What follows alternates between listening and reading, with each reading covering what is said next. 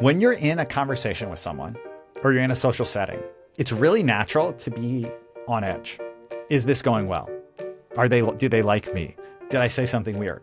And laughter is this beautiful thing because real, authentic laughter just erases those questions. We are having fun. It is not awkward. We are connected. We already know what helps. Connection is the cure. It's our deep and meaningful relationships that give us hope and healing. Welcome to This Helps. I'm Marlon Morgan. Join us as we practice authentic and vulnerable conversations that inspire us to go deeper with the people in our own lives. Hi, everybody. As you can hear and possibly see, it's producer Andrea. I am jumping in before we start this episode to let you know about a cool and fun giveaway that we're doing this week to celebrate Humor Me, How Laughing More Can Make You Present, Creative, Connected, and Happy. That's Chris Duffy's new book. And so we're excited to give away the book, a very cozy THP hoodie, a This Helps mug, and for one lucky winner, a brand new pair of AirPods 4. And if you want a chance to win all of that, you're going to do two things. You're going to make sure that you're subscribed to us on YouTube at This Helps Podcast. So if you're watching the video, just make sure it says subscribe. If you are just listening to the podcast, you're going to head over to This Helps Podcast YouTube, subscribe, and then you're going to check out the giveaway post on our Instagram at This Helps Podcast. You get it. And on that post, tag a friend and let us know what makes you laugh in a comment. 3 of you are going to win the bundle with the book, the hoodie, and the mug. And then one lucky winner is going to win all of that, plus a pair of AirPods 4. We will let those 3 lucky winners know who they are on Friday via Instagram DM. Yeah, it's a great book. You're going to love it. This is such a fun interview. So excited to talk with Chris Duffy. So excited to share this conversation with all of you. Get into it. Chris Duffy? How many people are saying Chris Duffy? Chris Duffy? Chris Duffyson. New book. Humor Me. How Laughing More Can Make You Present, Creative, Connected, and Happy by Chris Duffy, a.k.a. host of the TED's How to Be a Better Human podcast and newly minted, I'm going to say before this book even comes out, bestseller. I'll bet. I will be surprised if not. It's so good. It's very, very good. We keep getting so lucky. The guy rules. Yeah. If you like this podcast already, this episode is for you. I was already a fan of Chris Duffy's before. I think the podcast is fantastic. And I was already a fan of it when I saw this book was coming out. It's such a perfect... I feel like, yeah, it's everything we love here. And it is, as you were saying, so well researched. It's really cool to see the science behind all of the stuff that we already know to be true. As good as the research is, what Chris did in this episode with what I would consider some pretty run-of-the-mill stories from my own life and just taking them and making them immediately 10 times funnier. I haven't laughed as hard as I did during this podcast in recent memory. I know. And I loved it. And I love him. Read this book. It's incredible. It's one of my favorite books I've read also in recent memory. Mm-hmm. And he is hilarious. He has a hilarious TED Talk that I think, people are into it now, but I have to imagine when he first did it on the TED stage, a little ahead of its time. Mm-hmm. I think so too. Yeah, I'll link obviously to that in the show notes. The book just went on sale like 2 days ago, so it is hot off the presses. Go pick it up. It's really so good. And yeah, like you said, podcast is also great. Go listen to the podcast. My favorite recent episode is Sanif Abdur-Raqib's How to Find Belonging. It's so in conversation with what we talk about here. Go. Yeah, we can link that too. Mm-hmm. If you listen and you like it and you tell them that you like it, let them know where you found them. Producer Andrea sent you. Mm-hmm. That's right. Just leave them a 5-star review and say Producer Andrea sent me. They'll know. They'll know. He'll know. And if you like us, you can rate and review. This helps. Leave us 5 stars. It makes a real difference. It really does. And it makes me happy. I don't know about you, Marlon, but I love to see it. I try not to get attached because, once you start living by those 5-star reviews, mm-hmm. you're living a whole different life and then you get a 1-star, and then that affects you too. So I try to stay, kind of objective about the whole thing. But however, I'm very passionate about what we talk about and reminding people that they can actually have deep, meaningful relationships, and probably reminding myself. So if you like putting that out into the world, you want more people to hear about it and see it, and you want us to keep bringing you, the best possible people that we could who are writing books on this. Our last episode was our recap episode. Yeah. And while I was working on that, I don't know that it really has settled in for me how, it's unbelievable the people we got to talk to these last, almost 2 years. They're the best. They're the best people, and they rule. And they're smart and funny and kind, and often have had some worldly success in spite of all the things I just mentioned. I know. Exactly. So enjoy this episode. Chris Duffy, welcome to This Helps. Thank you so much for having me. I'm so excited to be here. I'm here to learn from you in more ways than one. We are so glad to have you on and honored that you would take the time to be here. Oh, I'm so honored to be here. And the funny part about doing a podcast is, you I'm recording inside of a closet in my house. So it's funny because it always is, just talking to yourself alone in a room. So it's a joy to be talking to someone else. That closet looks amazing. I hope people are watching the video because I would never have known. I spent a lot of time this week making this closet look good for you. This was this week's project, is how can I make this project worthy of This Helps?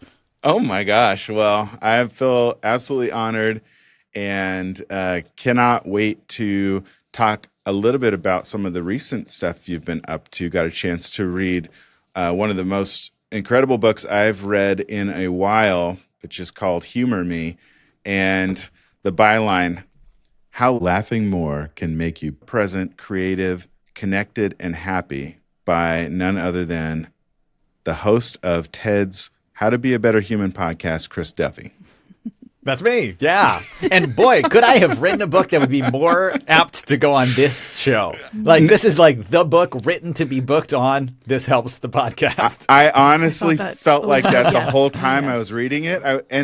I had 15 pages of highlights from the notes I took. And I was like, this is all just, it felt weird to be reading something. And then you did a lot of really excellent research, which is kind of, I'm like, as a fan, I've understood as your brand is you have really smart people on, you can hang with them, you can be honest when you don't know what they're talking about, and you kind of let them be the expert.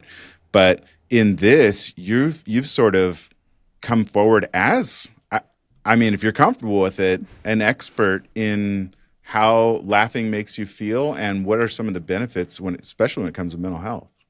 I mean, it's funny because I think in some ways it's the only thing that I'm an expert in.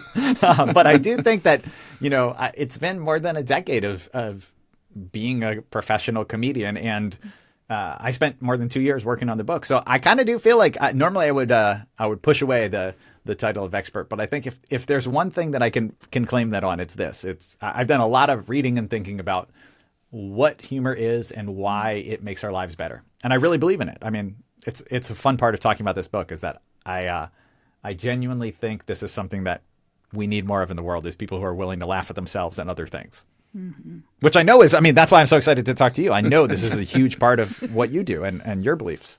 Yeah, I would agree. And, getting to the end of your book and then going through the long list of well-researched, peer-reviewed articles, it's not something people always think of when they think of comedy. They don't necessarily think of if we've measured how good it is for us. We all kind of love it for different reasons, but then you get down in a number of ways down to the actual reasons we love it and how it makes us feel.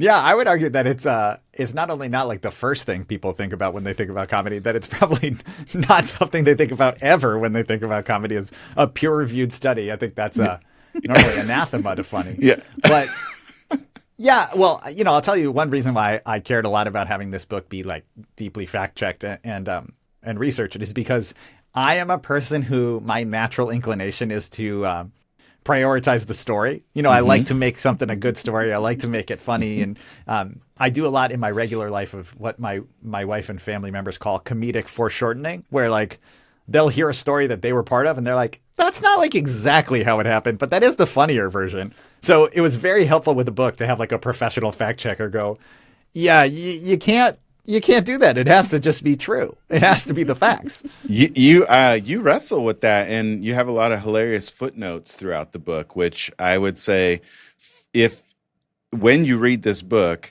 don't skip the footnotes. That's something that I've done in the past, but I got to the point where halfway through I would see a little, something, a little symbol indicating a footnote, and I'll go read it right away because I didn't want to. I was like, this is the rest of the joke in this footnote. But you do call out your fact checker and really thank them a lot. I don't know if you want to do a special call out on the show right now. Oh, sure. Yeah. Lisa Dusenberry, incredible work. I will tell you one of my favorite fact checks, like for sure, my favorite part of the book was writing the footnotes. And so much of that came after Lisa had fact checked it. My favorite one by far in the whole book is I interviewed a woman who talks a lot about humor in health and therapeutic research. And she was describing how she has in her bathroom a book called 1,001 Ways to Poop. And Lisa fact-checked it and said, as far as I can tell, there is no such book that has ever been published called 1,001 Ways to Poop. But there is a book called The Kamaputra. Maybe that's what she's talking about. And so that was my favorite footnote to write, is to say, this is verbatim what the fact-checker says about the existence of this book. Yeah. It went from funnier to like confusing to, do I like this? I was like, I didn't want to necessarily spend too much time by myself considering whether or not I would purchase that. It's a deeply personal question that only each individual can answer. Well, I want to set some of this up because, and you set up the book this way too. You have a really interesting journey. We started, a lot of our listeners are educators and, mental health clinicians, basically anyone who helps. I think a lot of people found themselves kind of gravitating towards hearing from other people who have a heart for helping while they're here on earth. And you have gone from a fifth grade classroom as an educator all the way to where you are now. Can you kind of walk us through? I want people to understand this, even if it's just for someone sitting in their fifth grade classroom right now. They love their job, but they have hopes of someday having an incredibly successful TED Talk and then hosting a show. Yeah, I mean, I think I like what you just said in the framing of that, of you're in your fifth grade classroom and you really like it, but you maybe want to do other things. Because that was exactly me, which is I loved teaching. I thought it was so meaningful. I still think it's so meaningful. I honestly think that at some point in my career, I will certainly go back and teach again. I think that's maybe one thing that's missing a little bit from my career right now is more of the teaching component. But basically, I was working as a fifth grade teacher at a school in Boston, a school that had a large percentage of students who were kind of below the poverty line and kind of had a lot of more needs and a little bit of a more intense school environment. But a really good school, like a great school, really incredible colleagues, people who cared about the work. So even though it was intense, we would had this real community there. And I, at some point, felt like, man, I just, this is so serious. And I'm missing the part of me that is funny and goofy and silly. And part of that was because as a newer teacher, I was still so bad at classroom management. And that the way to not mess up classroom management was to be strict, right? To be strict and serious. So I had the you can't smile till Thanksgiving rule. Kids love that. Kids love that. Oh yeah, kids really love that. They want to know how mean you could be before they want to learn from you. But it really did feel like you have this choice between losing control of your class completely or losing the part of yourself that is silly and funny. And so something that I kind of struggled with in my first couple of years of teaching was, how do you integrate comedy and laughter and humor into the work? And the more that I figured out how to do that, the better that I got as a teacher, the more I liked my job. And I write in the book about how the funniest person still to this day that I've ever met was a 5th grade student named Gary.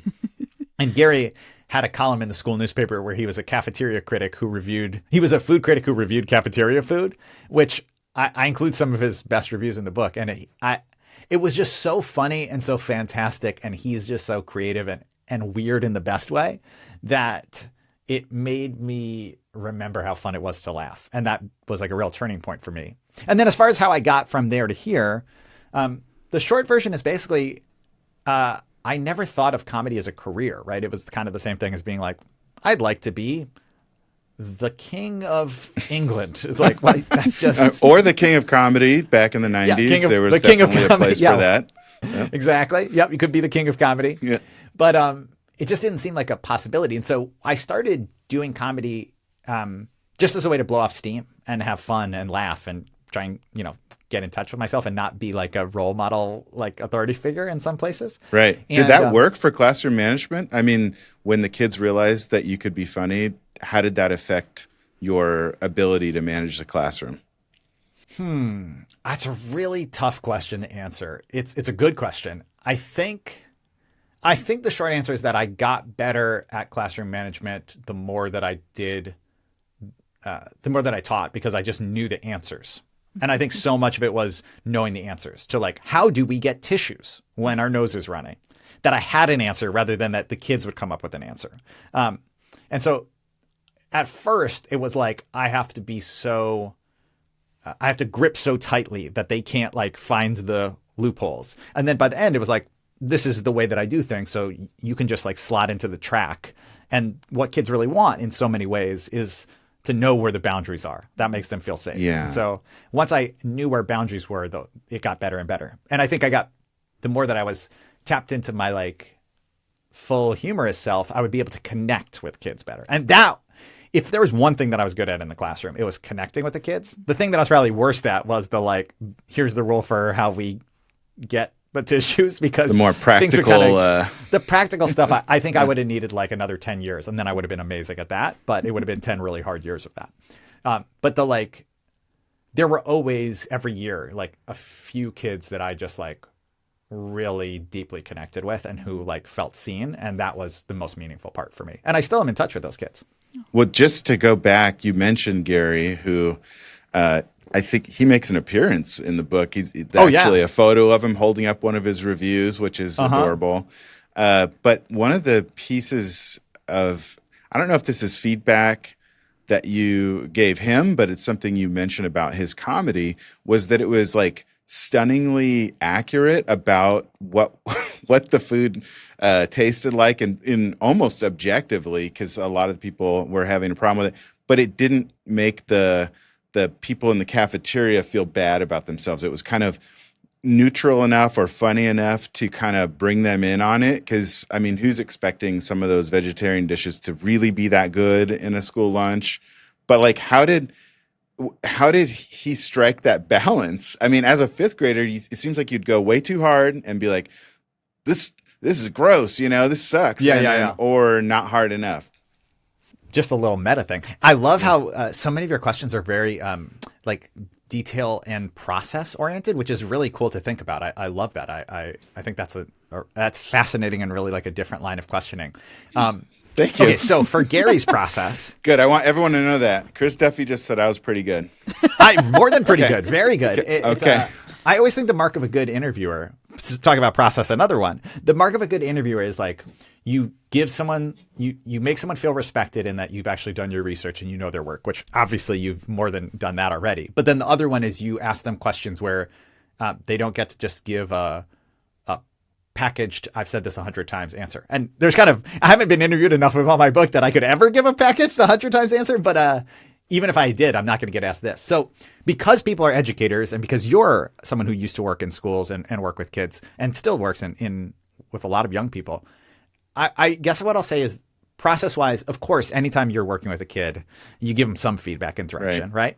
Yeah. But I think, Gary, the reason So just for people who haven't read the book, Yeah. Gary would give these reviews and it would be like, I hated this hot dog. I think it's disgusting. Why would they serve a chicken hot dog? But then hilariously, he would end every review with, but the server was very nice and generous. Like, I think they were embarrassed to be serving this.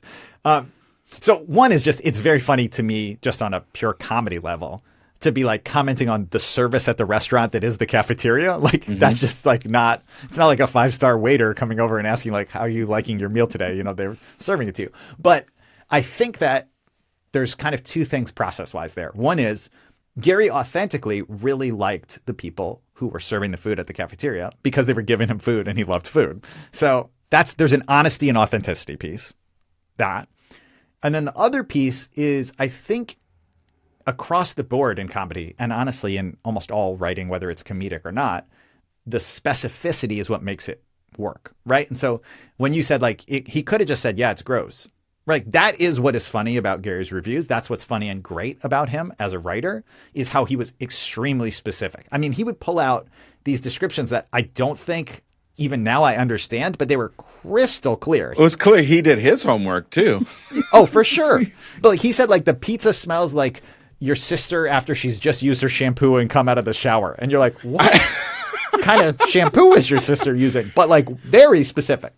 Yeah, it's like he was using his limited palette of world, experience to that point to be like, what is this? This has some kind of chemical vibe to it that Totally. most foods you shouldn't have. And like, I don't hate it because it's like kind of like, I love my sister and her hair smells good when she comes out.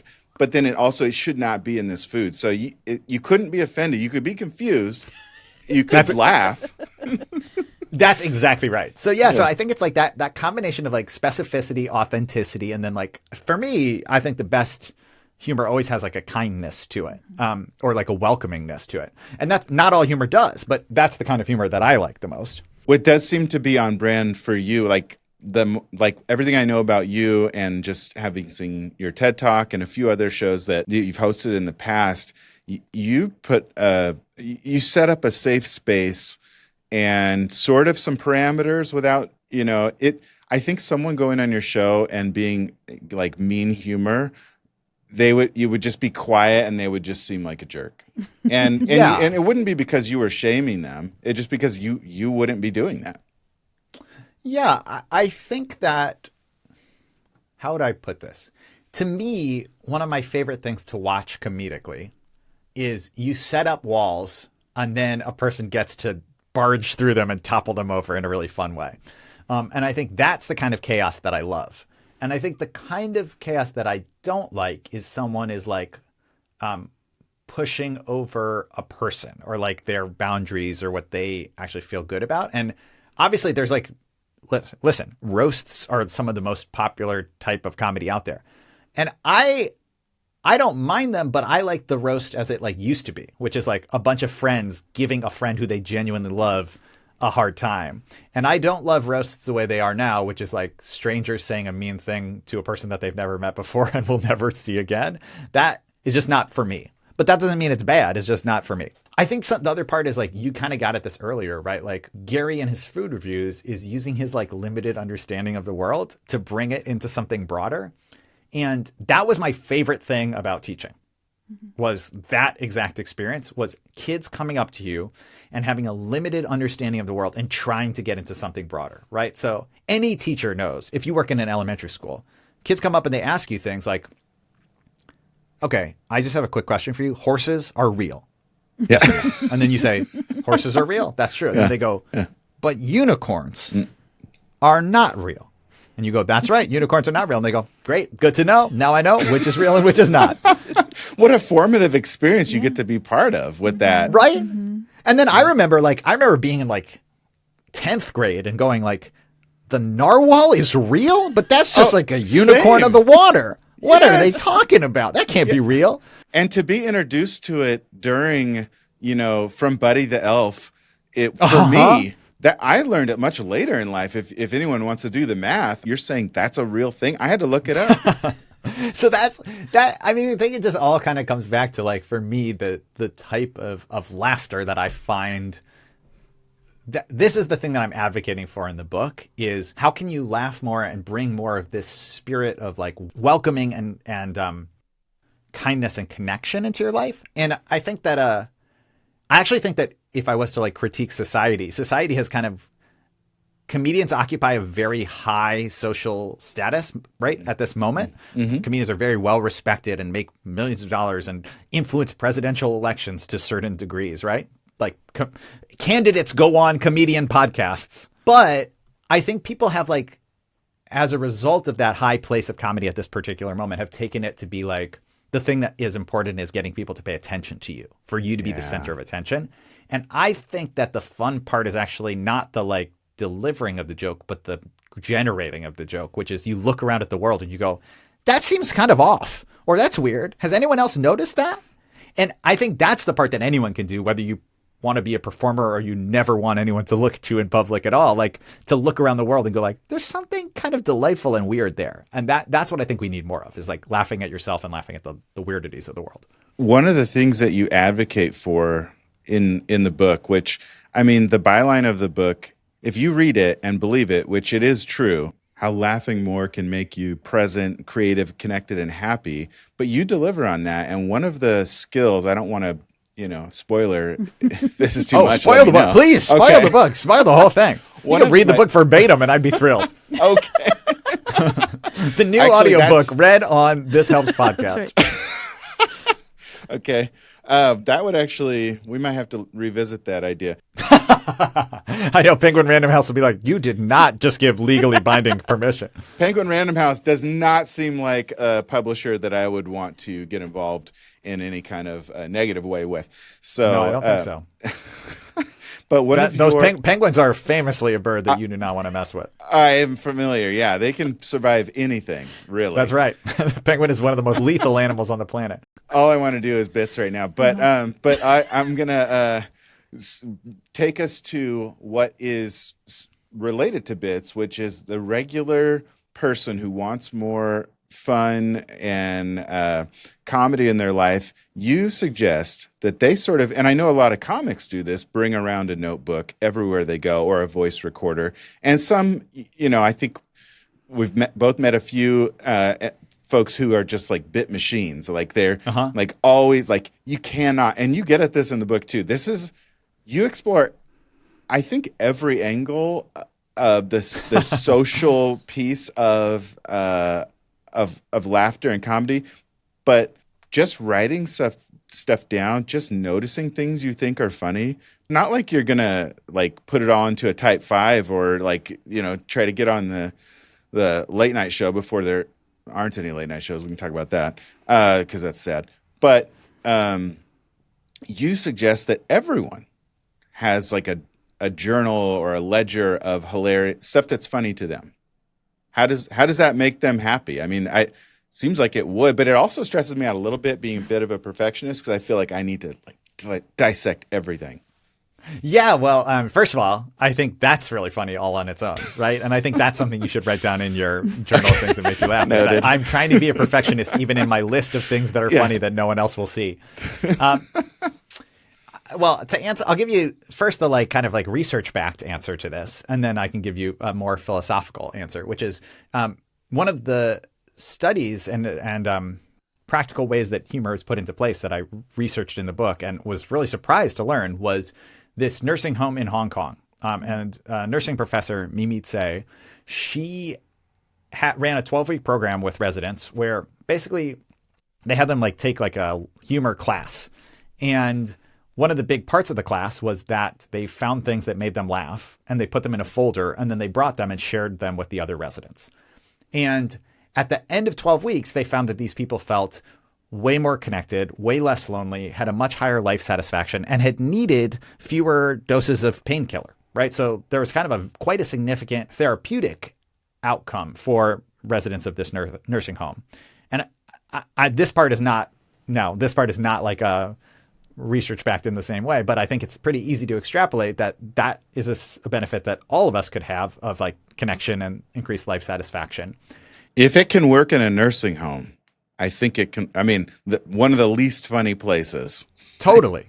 And I think that I think that this is also the same principle, right? Like sometimes people talk about gratitude journaling, or when you take photos of your kids, or when you have one, like my wife and I have like a journal, or, like someone gave this to us, like a notebook that says like every month of your baby, and you write down like the new milestones. And I think the reason why those things are so popular, all of the above, right? The baby one, the gratitude journaling, all of that, is because we just lose this stuff. If you don't store it somewhere, it goes in, it makes you happy for a brief moment, and then you can't remember it later on. Right. And so the thing with keeping track of the humor that makes you laugh is, one, you can share it with other people, which is delightful, right? Who hasn't gotten like into a fun thing with friends where they're like, have you seen this YouTube video? Have you seen this YouTube video? So you just have something to share there. But the other one is because for me, like, when I need to laugh the most, when I have a really stressful day and things are going wrong, it's so hard to be like, and I know what will make me laugh. Whereas if I have this list, I can be like, let's just try to watch that video. And then I watch the video and it's like, that's hilarious. Or I remember the time when my kid said something or my friend said something. It's hard to do that in the moment when you need it the most. So I think having this list is like a great resource to go back to. As a therapist, I used to have a private practice. And when I would talk to people who were feeling depressed, I would often tell them, being depressed really shades your reality. And it's almost like you're wearing these dark sunglasses that you can't take off. And so you can't see the good things. You literally can only see the most negative and horrible things. And there's plenty of them. And they're so accessible now. You can just scroll forever and see negative stuff, which is another idea of whose algorithm is tuned to get you to pay attention to sad stuff. Well, it's probably going to be someone who's already sad. But having a list that you've prepared ahead of time when you weren't feeling as depressed, and there are things that are funny and good, it's almost like just having a list of things that aren't horrible to scroll and look at. When you can't feel or see and you don't feel hopeful, I love that idea. That's straight up, that's like cognitive behavior therapy homework, is to have this list. Totally. I mean, it literally is that. It also makes you a more careful thinker and looker and noticer. You talk a lot in this book about being present, and it also means you're spending less time looking at your phone. And because if you've got your eyes up and you're looking around, there are all of these like benefits, even if you're not somebody who's really invested in trying to be a funnier person. Like it feels like it can't help but help. Andrea, I really feel like you nailed it 100%. To me, it's so easy to feel with any of these practices, anything that's like even vaguely in the self-improvement, self-help space. It's something that like we have to do and we're going to do badly if we don't do it well, right? Like if you're not doing this perfectly, if you're not listing the comedy well enough, you failed. I think instead, I think it's exactly that. What you just said is like, if when you're walking around, you kind of have in the back of your mind, I have this assignment that is to find something delightful today. That's a great way to be walking around the world. Like that's a fun way, is if instead of walking around going, I have to find something today that's going to make me believe that I am a piece of garbage, right? A lot of us secretly have that assignment in our head. It's not like we've like given that to us, but it's like, I'm walking around and I'm just like, another example of me not being good enough. But if you also, it's not like it gets rid of that, but if you also are like, what's one thing this week that's going to make me laugh that I'm going to put in my little folder? It's nice to just take a break from what's proof that I'm garbage, and what's instead, that's something really funny and delightful. That for me is just something I kind of am like, I have to cultivate as a mindset, but the more that I cultivate it, the more it's a mindset that I want to be in. I love that. That's so normal and relatable. We talk about in evolutionary psychology how your brain is a problem-solving machine, and it's kind of attuned to negative information because, of course, when we lived in groups or tribes or, the savannah, we were constantly trying to remember the bad things so that we didn't get eaten or killed or eat something that would kill us. But I think we carry that still, even when we're not depressed. We remember the one negative thing someone said this about me. I remember football practice in high school.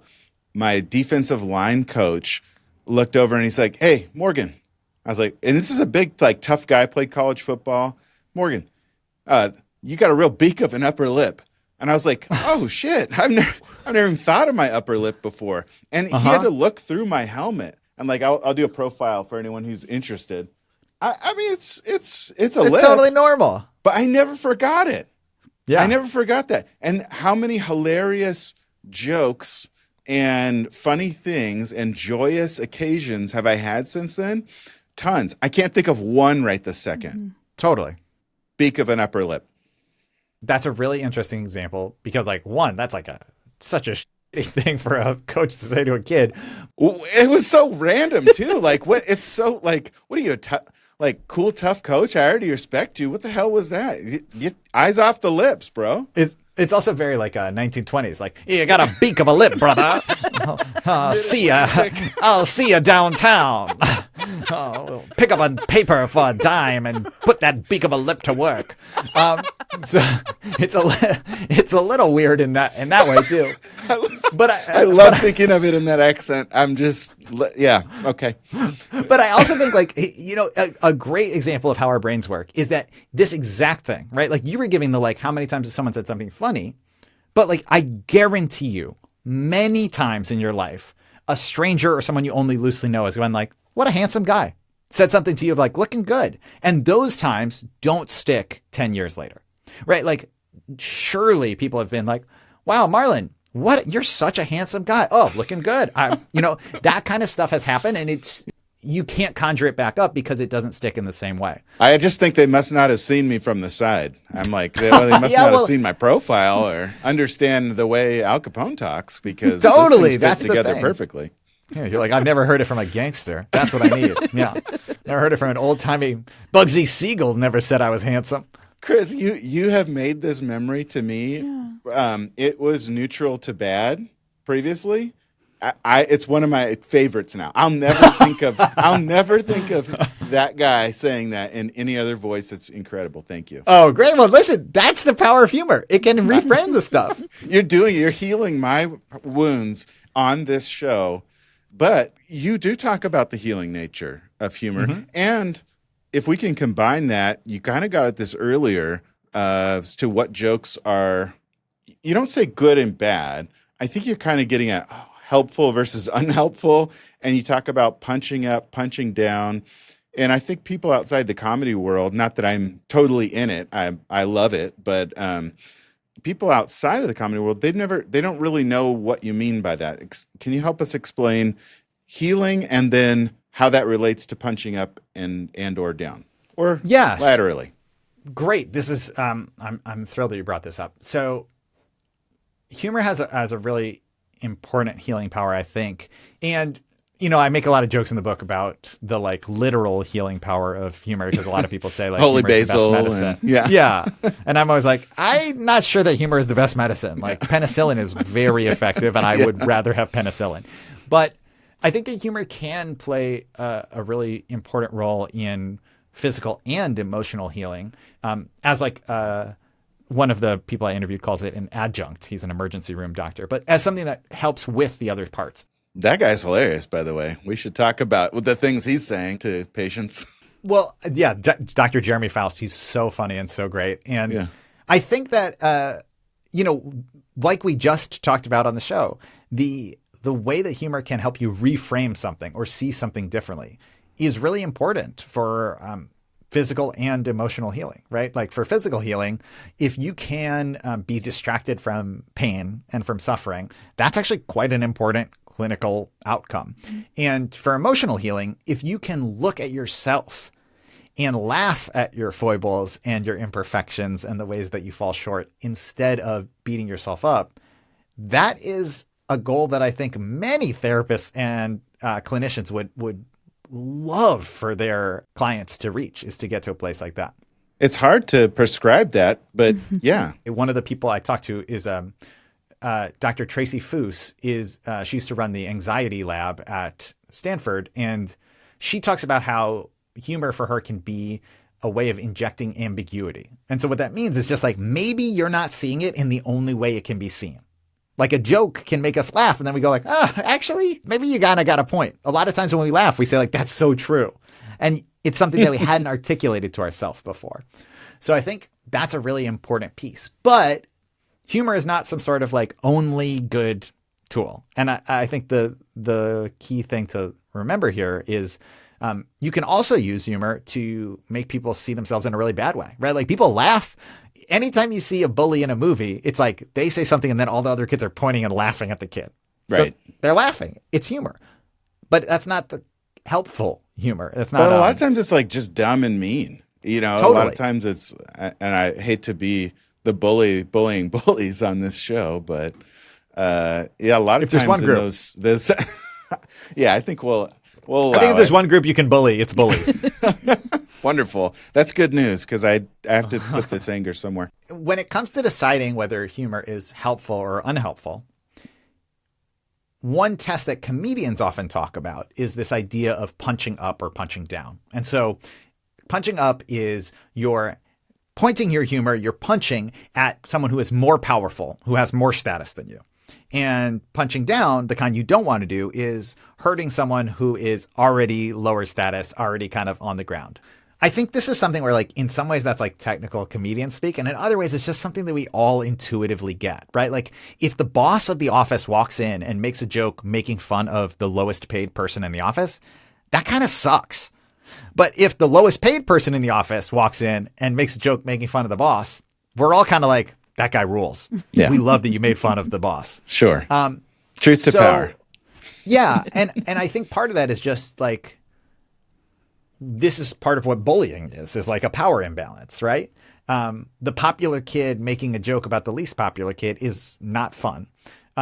Whereas like the new girl making a joke that then everyone laughs at and is like, we love the new girl. That's great. That's a power balance in the right direction. And I think where it gets nuanced is, and this is, again, it would be easier if I could just say like, you always do it this way. And here's the 3 self-help steps and you're done.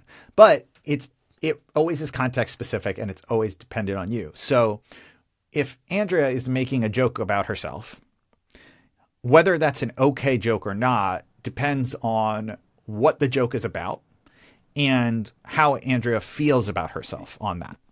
So there's plenty of topics that might be like totally fine and funny and great. And then there's other topics where, Andrea, you might be able to get a laugh, but it might actually be something that makes you feel worse later on. And that only you can decide. I can't tell you what those answers are. But I think this is a test, is like, am I talking about something that I'm genuinely comfortable with, or is it not? So for me, I talk about in the book, like anytime I make a joke about myself being like physically uncoordinated or weak or not good at sports, I just am not, those are true. That's just a fact that I'm bad at sports and not coordinated. And it also like, I'm not self-conscious about it. It doesn't hurt my feelings to be like, you were on the football team. Whoa. I was benched on the ultimate Frisbee team. That's how much worse at sports I was. Whereas there are plenty of things that I can joke about that actually like are sensitive subjects for me, right? If I joke about like, hey, you're like actually talking out your butt and you're not actually like knowing anything that you say and people are you're gonna think you're a fraud. I'm like, ha ha ha ha ha. But really, do people think that? Fascinating to hear that sort of clench up, even as you doing it as an example there. I know. I was like, oh no, he's saying it out loud. Don't say it on the podcast. You can totally tell when somebody is doing that because they're afraid someone else is thinking it, versus it being something that they're actually at ease with. I think that's an important test, is to not just think about whether you're bullying other people, but to also think about whether you're bullying yourself. Right. A couple comics that you bring up a lot of hilarious people through the book. I think pretty much all in a positive light. So you're not, punching any direction, but I think Joel Kim Booster and Aparna Nancherla, you brought up how they did jokes in their set that, they had to kind of ask, like, they didn't even really know if it was something that they're necessarily insecure about. And then after a while, they started feeling differently about those jokes. Joel, I thought, had a really interesting example. Joel Kim Booster, an incredible stand-up and actor and comedian, he had talked about how he used to have a joke about being very unattractive. And when he said it on stage, audiences would laugh in a way that maybe made him feel like they agreed, like, you're not attractive. He was like, I'm going to stop doing that because I don't want to like reverse engineer bad self-esteem on this area for me. So then he started joking about how hot he was. And I think people really latched onto that. Yeah. But then he decided afterwards, like, I maybe just don't want to talk about this either way because, like, it's not very interesting and it's not like what I'm interested in. It's just like, it's me kind of going either direction on an insecurity or on something that makes me feel weird. And look, again, very few of us are like saying our insecurities out loud, which is then going to be broadcast on national television to millions of people like Joel was. I think, though, that many of us have that feeling of like, are we saying something because other people want to hear it or because we really want to say it about ourselves? And I think that's a tough thing to wrestle with. And I think it's an interesting way that humor can help you, or actually like be a slippery slope here, is you have to make sure that you're not just saying it because it gets a laugh, but instead because it's the right kind of laugh. I had a situation, we were on a work trip and Disneyland was nearby. So a few of us from work went to Disneyland on the weekend. And someone I worked with, we got incredible, most of these details are, you can tune out, but we got into the Blue Bayou without reservations. Okay. So, Pirates of the Caribbean, you go in there. I'd never been in there. So I ate this big, delicious sandwich that was somehow like a cross between a ham sandwich and French toast. I forgot what it's called. A Monte Cristo. Yeah. Yes. Thank you, Andrew. There we go. I knew it had to have a great name. Monte Cristo is exactly the right name. It was incredible. And then we took a picture of which we all sort of horseshoed around the table. I was on the end. And so a couple years ago, took the picture and the waiter took it. We looked at it and I said, oh man, from the side, I look like a before and after Weight Watchers picture. And I got a few laughs, a few chuckles, but someone who I don't think really likes me laughed their butt off. And I was like, oh, okay. I'm actually okay with being a bit bigger of a guy. That's not something that my cheeks are huge no matter what I do. So whatever. But that it identified that person to me as like, oh man, I think you feel insecure around me. And this has really, they could not stop laughing. I think it's also like, this is a tough thing, right? Is humor can connect us to other people. Yeah. But it can also be revealing of things that we think about ourselves or that other people think about us that maybe we are actually a little more sensitive or that we don't actually want. So again, I think to me, the power of like an inside joke is that it makes sense inside the group and that gives you this like identity as a group. I think you can be mindful about what those inside jokes are, right? Like, I think if your inside joke became like, oh no, this is a Blue Bayou photo, that's probably not the kind of joke you want to like build a group dynamic around. I kind of liked it. Andrea loves it. She's the person. She was. I didn't want to say it. It was her. No, it wasn't. It wasn't. Just to give it a spin for you is to like, here's what I think is really fun about humor is that you can, there's always alternate ways to go. So let's say that you were like, that's like maybe feels a little uncomfortable. One way you could think about it is like, so how would I make this into a thing where it was like positive instead of negative? And I think it's very rare for things to not be able to push that way. So maybe the answer is that anytime you're out with this professional group, the goal is to take as terrible a photo as possible. So instead of a photo where everyone looks good, we're going to take a terrible photo. Now, what the wrong way to do that would be, now we're going to try and make it so that people look in the same way, right? Like if you said that the problem was you felt like you looked larger than you wanted to look. Yeah. If you try and make it every time the photo is, how can we look as large as possible? That's going to go down the wrong road. It's be at the edge of a 0.5, but yes. Yeah, or like you are going to take it where you're deliberately in the shadows, so all of your faces are in shadow, right? Okay. You're going to take it so it's like directly into the sun. You're going to take it so it's blurry. You're going to take it so that like you're cropped so it's just the tips of everyone's heads.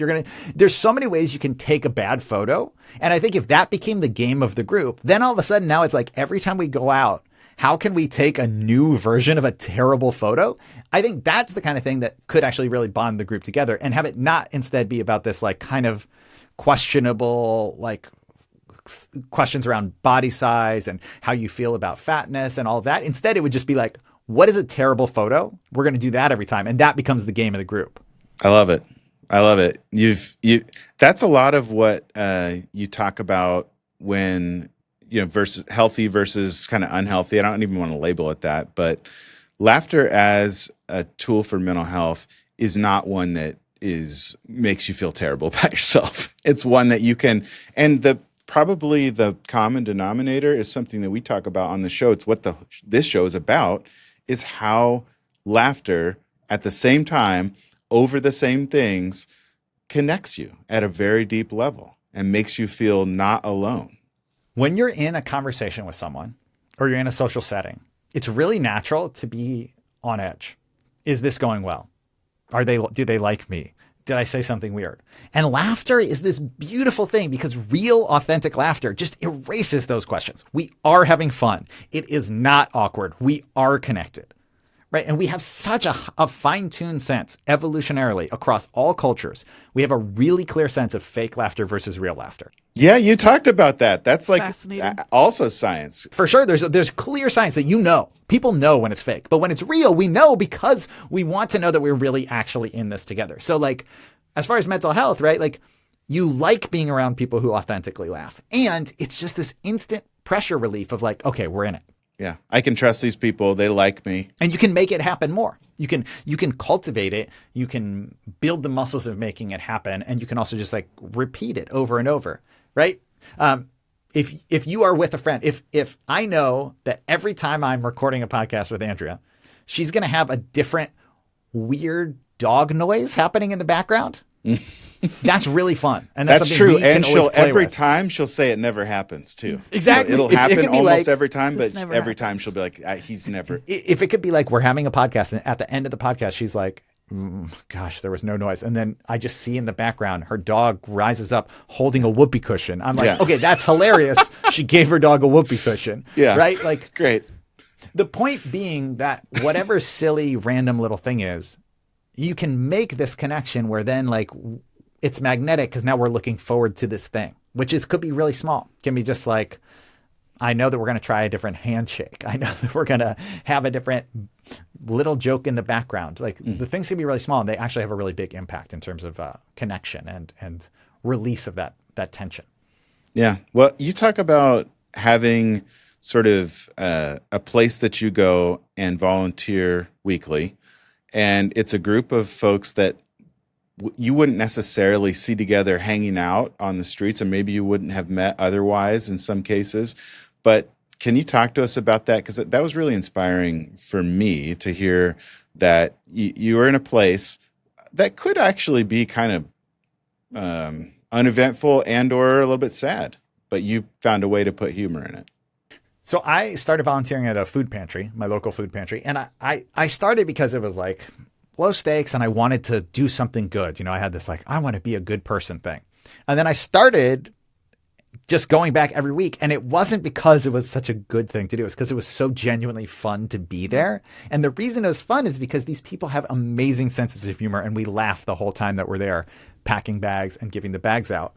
And, I give a couple examples of like how this group now has all these inside jokes, but like one of the volunteers, his nickname is Caballo. One time Caballo was telling this story and the story involved him going down to the beach in Los Angeles where I live and feeding the squirrels, but he kind of stumbled over the word squirrels. And so he said, I'm going down to the beach and I'm throwing out bread to my girls. And everyone said, you're throwing out bread to your girls? What are you talking about? And he didn't understand that we misunderstood him. So we had this kind of extended back and forth where he was like, yeah, they love to eat bread. I throw bread at them. And we were like, that is like genuinely disturbing image that you Right. do that on the weekends. Right. And then when we realized he was talking about squirrels, it became this joke where now anytime someone sees a squirrel, they go like, it's one of your girls, Caballo. Or if we're talking, it just comes up a lot. Yeah. And it's just a silly, random little thing that now is this really fun joke that's been going for years. And when new volunteers come, we explain it to them and it gets them bonded into the group. And it's just like a very small, silly thing that makes it really fun. And I love going. And one of the reasons I love going is because we have that kind of like culture that we've built together that's a piece of our own little language. That's a good one too. And that's one anyone could do. Like the mishearing joke is big around our house. My son loves it. My wife, not so much, because if I mishear something, she'll more be like tired and beleaguered and have to say it again. But I love. I don't have an example right now, and I love your example of gotta feed the girls.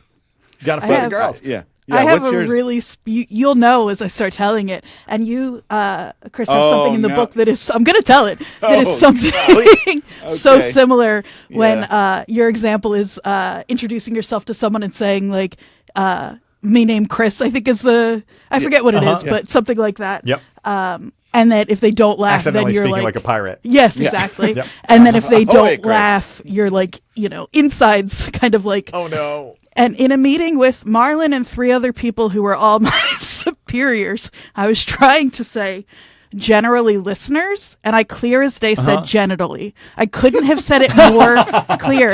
And nobody laughed. And I'm learning now it's because nobody actually heard it, or they're all being too kind, because I don't think I hope if they had heard it they would have laughed. But then the story I'd been telling myself every night basically before bed was like, I said genitally in front of all of my bosses, none of them laughed, and we're all thinking about it. And it's like, but so I have to bring it up every time because It's a great one, and that- it wasn't even a mishearing. You actually said that. no, I know I said it so clear. This goes back to kind of the idea of like keeping track of things in a journal is it's not about like everyone necessarily sticking perfectly. And some of them you may not want to stick, right? Like, I don't know if you want to make it so like every time we talk about listeners, we say genitally. And remember our genital listeners. Not one I can do. But No. But if you do keep track of them, then instead of it being like, ugh, there's nothing to pull from, what you'll find is actually there's like so much to pull from. So then you have the like, oh, that one time that happened, that was funny. What about this other time? And then you can bring it back up and people will remember it and it bonds you together. So this is again where I think like the idea is not to force it going forward. It's to have the material looking back that then you can say like, that's a fun thing. We're going to make that a thing. And I think the spirit to me, like I have done a lot of stand up, but I also started in improv, and one of the things in improv comedy that I think is most applicable to every person's regular life is this idea that when a mistake happens, it can either be a bad thing or it can be this incredible gift where we're going to latch onto that and we're going to make that the fun thing, right? Like, okay, we took the weird bad photo. That is going to be the thing where that becomes our gimmick. We take a bad photo all the time together and it's really fun. I am the person who I sent an email, and at the bottom of the email, I accidentally included an attachment of a selfie, and I didn't mean to. Okay, now every time we email each other, we're going to send a selfie that shows where we are in the moment, right? Like that kind of stuff takes a thing that could be embarrassing and transforms it into like, this is this fun thing that we do together where you're not alone in it. It's almost if Miles, if peeing your pants was cool, consider me Miles Davis. Like I'm Exactly. Just Oh my gosh, it's that. Yes. Who would eat 100 bag lunches? Yeah. It's exactly that. One of the things about the book that someone might not expect is you get pretty vulnerable and open about some of the stuff that you've been through. And I thought that was really relatable, and I appreciate you doing it because it created more of a safe space, in the book as well. And one of the things that you mentioned is on your list, sometimes it's a list of videos. And specifically, you said one of your favorite things, memes from I Think You Should Leave. Oh, Tim of Robinson's course. I Think You Should Leave. And now if you haven't watched the Chair Company, give it a watch. But I want to know from a person who I believe is an expert in comedy. What are your favorite Tim Robinson sketches that you can talk about and/or memes? Oh, that's great. I mean, honestly, there's so many that it's very hard for me to like list them all because I think so much of I Think You Should Leave is brilliant. But one of them is I just think about all the time. So if you've never seen the sketch comedy show I Think You Should Leave, which stars Tim Robinson, essentially every one of his sketches is a version of him playing like this hapless man who won't back down from a mistake. And it just escalates from there. It's some sort of misunderstanding or mistake, and he won't back down. And the very first sketch in the very first episode, if I'm not mistaken, is so funny to me. And it is also the kind of the formula that every other sketch follows. And I don't mean that as a criticism. I mean it as a huge compliment. In the very first sketches, a man is having a job interview in a coffee shop, and he finishes the job interview and he says goodbye to the person interviewing him. And then he goes to leave the coffee shop, and it is a pull door, and he pushes it and it won't open. And the guy who he just had the job interview with goes, "Oh, it's a pull door." And he goes, "No, it's not." Yeah. to try and cover up his facial mistake. expression of that was a good Tim Robinson He facial goes, expression. "No, it's not. I've been here before." And then he just keeps pushing the door until he breaks down the door. And The hinges start just- to bust off. He's sweating. It's so funny, and it is such a great example of how he would have looked so much better if he just opened the door and admitted he made a mistake, but he refuses to do it until he literally busts through the door. And that's the whole sketch, and it's so funny. It makes me laugh every time. And like, who among us has not been there where you thought, I won't back down. If I don't back down, they'll never know it's a mistake. And then you've made things so much worse. But So- to your point with improv, it is doubling down on a mistake is one of the funniest possible things there is to do. Absolutely, And to if seize you- on it. If you can throw yourself in front of that mistake in like the best improv groups that I've seen, or the nights that I've seen where people have worked together for a long time, when they are so willing to, even if their joke is not funny, throw themselves in with your crappy joke that didn't go over. It just, like you mentioned before, there's a repetition to it, and then there's almost like it's like, why do I cry at British Bake Off? I don't know really. I have no real reason. But why do I think it's so funny? When I think it's because it's endearing, and the people on stage are like loving each other and like being that yes-anding to the point where it's like genuinely supportive in front of a bunch of group of people. I think I think I just figured it out. I think that's why I cry at Bake Off. But yeah, it's to your point. It's one of the most hilarious things. And I'll just say a shout out to one other Tim Robinson sketch, which I think is actually very relevant to a point that I've been making here. Please, we can talk the rest of the time about these. Yeah. Oh, 100%. But there's one sketch where it's a bunch of people in a conference room, and they're waiting for someone to join, and they just start sharing their favorite YouTube videos, the ones that make them laugh, which is like something we've literally talked about here, is having a video to say, This is it. And then one of them doesn't have a video, and instead of admitting that he just can't think of a funny YouTube video to share, he goes, "Oh yeah, have you guys seen Bozo the Clown?" And everyone's like, "What? I haven't seen that. Bring it up." And then they can't find it. So then the next day he comes back in and he says, "Let's watch that video, Bozo the Clown." And they all like pull it up and they say, "This is your favorite video? It has 0 views and it was uploaded last night." And it's clear that he just made a video so that but he won't admit that. And they're like, "Okay." And then they watch this insane video that he himself created last night. And it's so funny to me. Just that level of, oh, no. It's everyone loves it. It's really popular. It was uploaded last night and it has 0 views.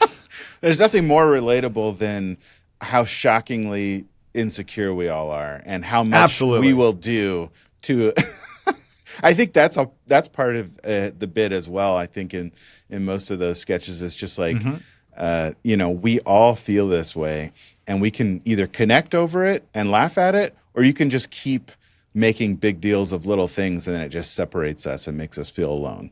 Completely. So. And not to keep throwing scientific studies at you, but just because I feel like this is an audience that I think will appreciate it. This idea that we are supposed to be flawless and supposed to be perfect, and that will make us more likable or more lovable, is at the root of so much suffering, so much psychological suffering, so much of our loathing of ourselves and our beating of ourselves up is about this idea that like we have to be perfect, and that's when people will love us. And the thing that's beautiful about humor is that actually the thing that makes people laugh and the thing that makes people be connected to us is us not being perfect, us being kind of a mess and a buffoon and making mistakes. There's this incredible study that I came across, which is they looked at people applying for jobs, and they had people evaluate job candidates without knowing that these job candidates were actually research assistants. And people, of course, preferred people who were good at the job. Okay, no surprise there. But the person they preferred the most of two exactly identical candidates, both of whom did really well on the job stuff, was the person who had spilled coffee all over themselves before they walked in the room. Like the person who was good at their job but a mess, everyone was like, I love that person. She should be hired. And Relatable. that, I think, is a thing that many of us would never assume. You would always assume that pouring coffee on having spilled coffee on yourself is for sure going to make you look bad and they're going to like you less. And instead it's the opposite. I think I'd go into the interview with coffee on my shirt and I know. I was like, oh no, he's saying it out loud. Don't say it on the podcast. They wouldn't know I was good at the job or not. Well, yeah, but so this is the thing. Is like if we realize that like saying to them like, oh my God, I can't believe it. I just dumped this coffee on myself. It's a big interview. I want it to look good. That goes well. That goes better than if you just did it perfectly. Yeah.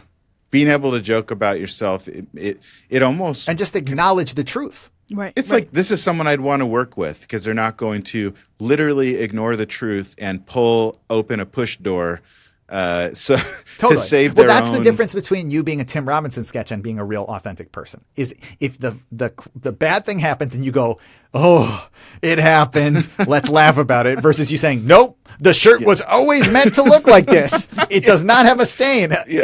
It's actually, he literally has a sketch about this where they make pants that look like you had a little dribble of pee, got a little pee on and that's yourself. the fashion thing, right? It's like, but the difference between being a Tim Robinson character and being like the person who everyone actually likes is acknowledging like, yeah, I made a mistake. It's Right. real. I wish it hadn't happened. I get it. We both see the same thing. And nobody really likes the character I can't think of one sketch that people are like, love the Tim Robinson character. They're just No, like, no one kinda is like, that's not like appalled. Yeah. Well, it's very rare for the like punchline character in any comedy sketch for people to be like, and that's who I want to be like. Lovable. Like no one ever says like, have you ever, my goal in life is, have you seen those Chris Farley sketches where he's the guy who's the motivational speaker who falls through the table? That's what I'm trying to be like. Like nobody says Matt Foley. Yeah. Nobody says I'm trying to be Matt Foley. Yeah.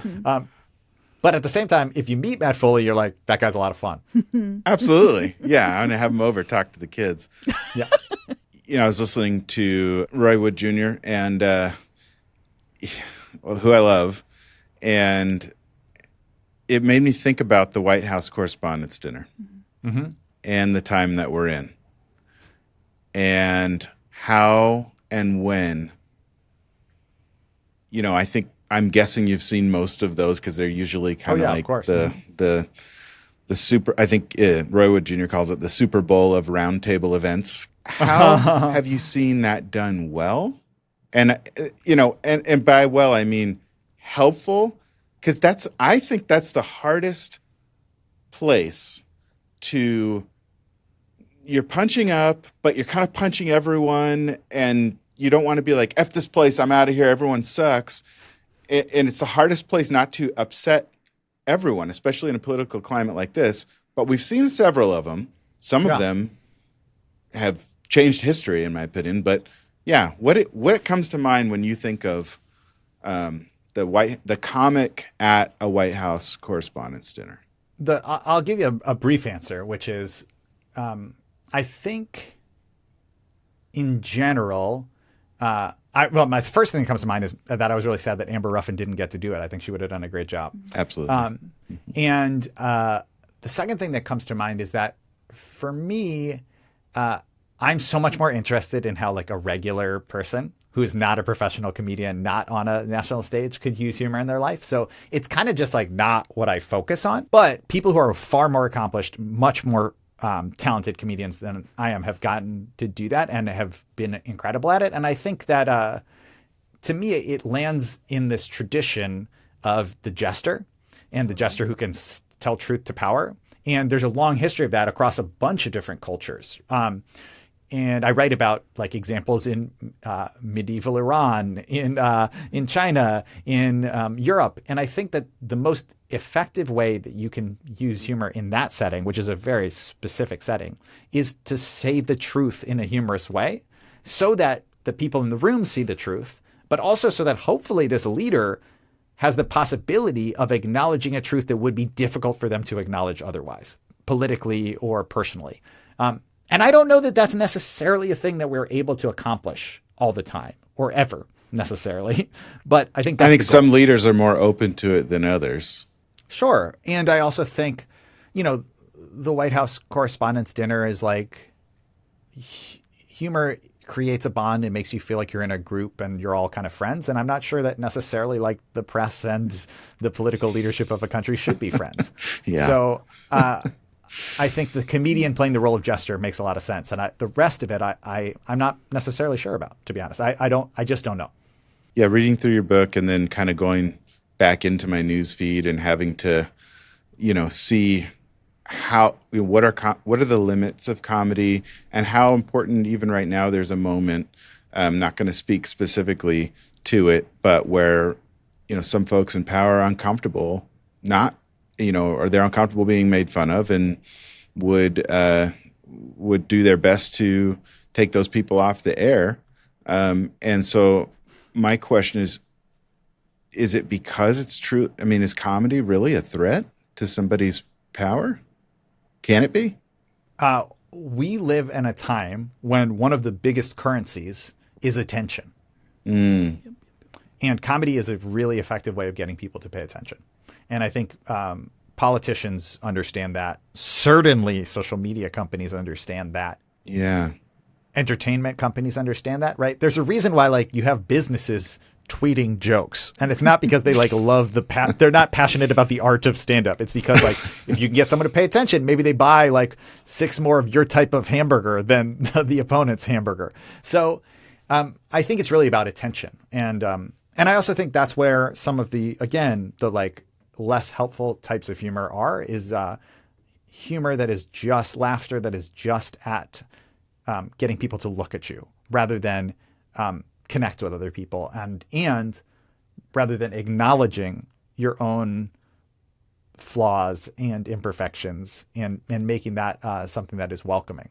That's where I would draw this line, where I think there's quite a bit of humor on all sides of the political spectrum that is very mean-spirited. And I would say it's the wrong kind of humor, in my opinion. That reminds me of going back to the beginning of our conversation, kind of the direction roasts have taken. Mm-hmm. And I think in order to make sure they can have clips and get views, you almost have to say or do something shocking. Part of it is just, humor is like special and it's not like an infinite resource, right? So like if you want to just keep generating more high profile roasts, you're not going to be able to just do it with people who know the person because they're not necessarily going to be funny enough. So I think there's this thing of like, if you want to grow something, can you always grow it at the same quality? And the answer is very rarely do things infinitely grow with the same quality. So yeah, I feel like the meanest jokes are the most viral when it comes to the roast, but then the jokes I think we genuinely like the most are the ones that are like not so mean and just kind of like actually true and fun. So and the cleverest, I think. Like, it's a great venue for people to showcase really short, tight joke writing, and the people who succeed at it are incredible at that. But again, I think it's like, to me, the most fun ones are the ones where that it's between two people where they both feel good about it afterwards. Yes. There's so many actual LOL moments I had reading the book, and I'm going back through my notes. One of them is that doctor, Faust, that, he kind of like got me with like kind of a groaner at first in the emergency room. Like, this is going to hurt more than the, Red Sox losing to the Yankees. And then he was like, and sometimes I'll just be like, this is going to hurt like a mother. I was like, what? Yeah, he's great. We're going to have to bleep that out. That's officially our first motherfucker on the podcast, though. That was exciting. Hey, just for Chris. And that's me.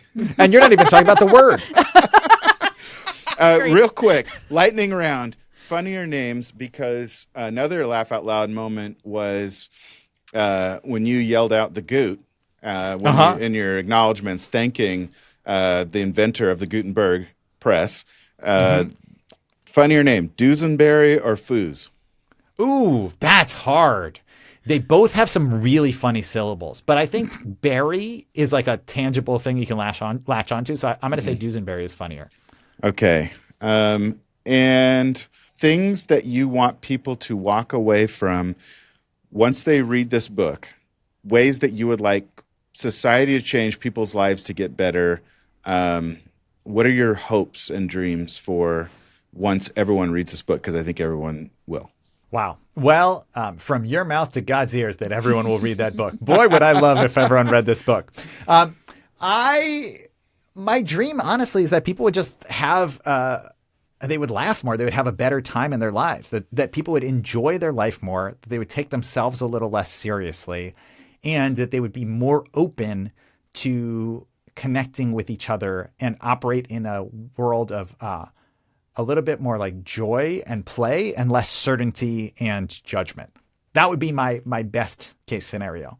And my second best case scenario is that they laugh while they're reading the book, and then that they have a few practices that next time they're having a hard day, make them like laugh and get out of it for a tiny bit, a little bit. Yeah, we should be really clear. That's one of the things I loved about this book. I'm always asking Marlon for practical ways to put advice into practice. And every chapter of this book, there's a list of things you can do right now. I love how useful this book is, on top of being really informative and really funny. And oh, thanks for saying that. Yeah, I honestly went back and forth on whether I should include that, and I'm glad to hear that I'm so glad you did. You yeah, appreciated absolutely. it. Yeah. I've been making a conscious effort to incorporate more silliness and laughter into serious places and serious issues. I used to feel like I needed to draw a bright line between my work as a comedian and my life outside comedy. You said that. Yeah. I said that. That was me. Well, technically you said it, but I wrote it. I read it without warning. So that's right. So I also just said it. This is a gotcha moment. Gotcha. This is your own words. You said that stuff. I said it. Moving on. Would I take it back? Would you take it back? The answer is almost everything I've said in my entire life I would probably take back. So yeah, sure. I'd want another crack. You're going to sit here and tell me, Chris, that you still believe what? No.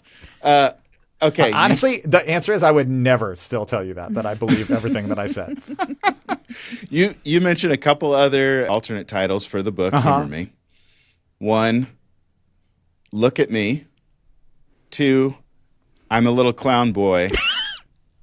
Or 3, ha ha ha ha ha ha ha ha ha, the book.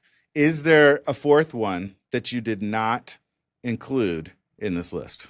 Yeah, this helps the novelization of the podcast. Okay.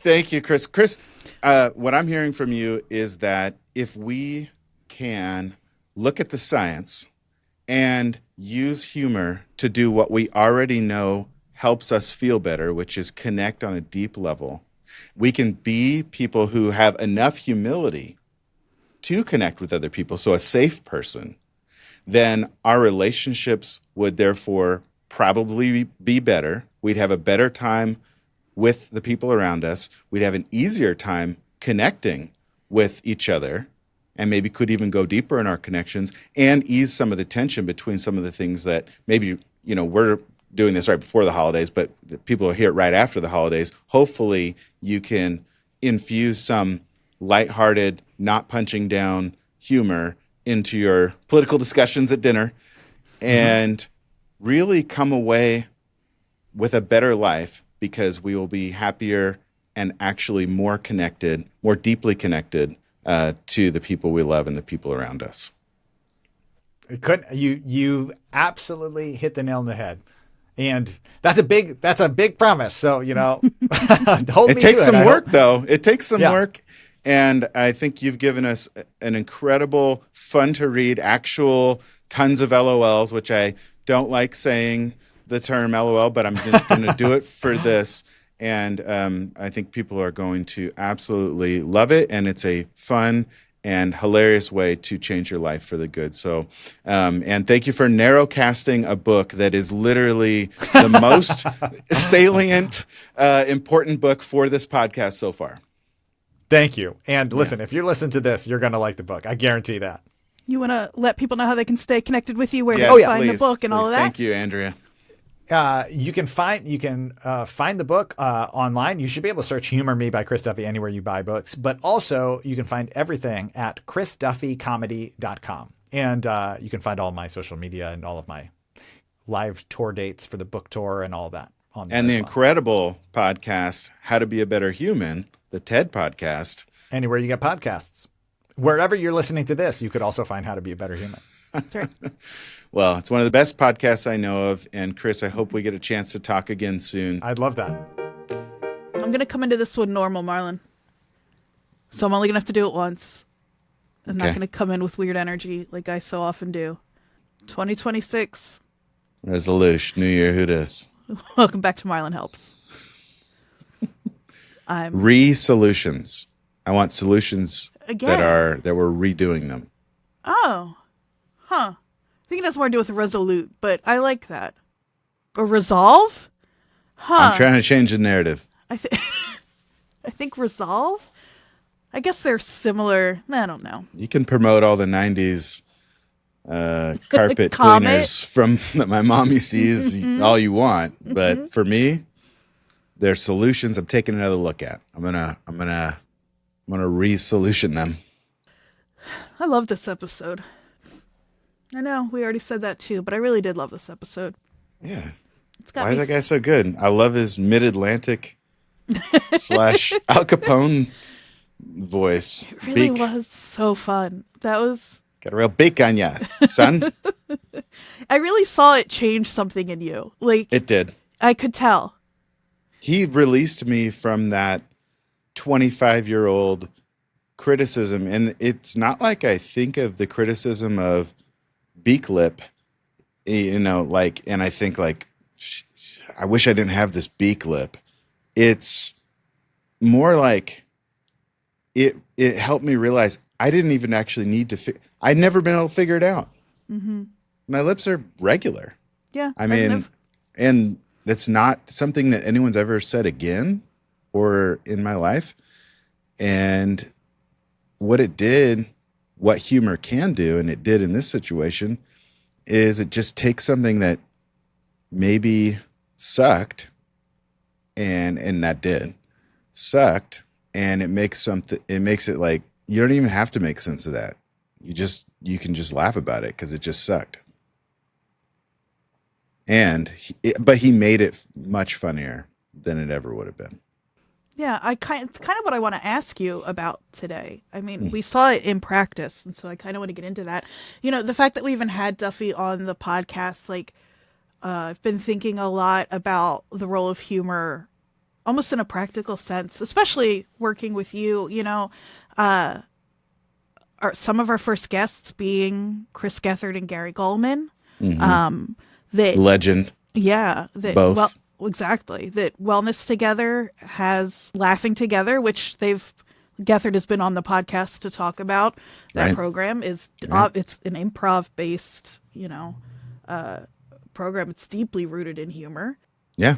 Mental health skills, learning those through improv and sort of real world, but real time, at least, situations where you can put stuff into practice, where you can laugh at stuff that sucks, where you can connect over, things that you like or don't like, or jokes. Yeah. It's great. And I've been to a pretty big handful of conferences in various fields. And I will say Wellness Together's conference is the only one I've been to that has a stand-up night or an improv night or has featured people like Jack McBrayer and or Paul Scheer. Like, humor is so deep in the bones of the work that you do in a way that I don't know that I see in other similar spaces. It's a little risky. People, if they don't like you, I think they can think or say like, oh, they're not taking mental health seriously. Well, I think we are more, because it's like we'll do whatever is helpful. I love that. even if it's a little bit risky.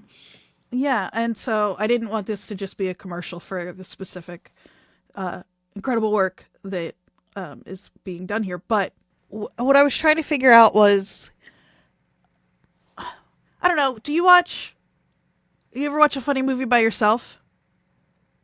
Not much. And when you do you laugh? Like, if and when you do or have, do you laugh as much? No. Why? I always think of the late, great prince of Danish comedy, a.k.a. the Danish clown prince, Victor Borge, when he says, laughter is the shortest distance between two people. And I love it because it is true. It connects people. My like sort of jaded analytical side is just like straight up evolutionary psychology. Like if you and me are laughing together, you're on my side. You're not, that means you're probably going to tell me where some good water is. I'm probably going to tell you what foods not to eat. Thinking about how that works now, you just made me think of when you're out in public somewhere and somebody else is behaving in a way that is not quite, it's like not okay. And then you catch somebody else's eye who you don't know. And the two of you just share like a little smile. You're like, we're both safe here. I know whatever's going on here is odd. And you and I both know that. Right. If worse comes to worse, if push comes to shove, if you will, you and I, if something has to be done, you're going to support me. I'm going to support you. We're going to say this is weird. We're not going to allow this behavior to continue. And I actually think we've done what you mentioned earlier, and that is take something funny and heartwarming and dissect it to the point where it's actually so scientific and like with a negative shade to it. Was that negative?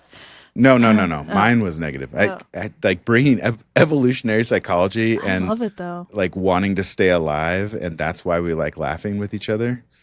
I mean, whatever. It's a great motivator, and I still just enjoy it. It's like it feels great. Mm-hmm.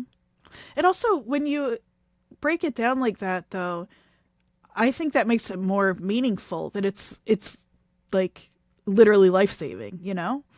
That is great. And let me take a different approach where I also believe this. This is like a less scientific snore, and that is, I think when you share a joke with someone or you both laugh at the same thing, you are reflecting that other person's value and their inherent value as a human being.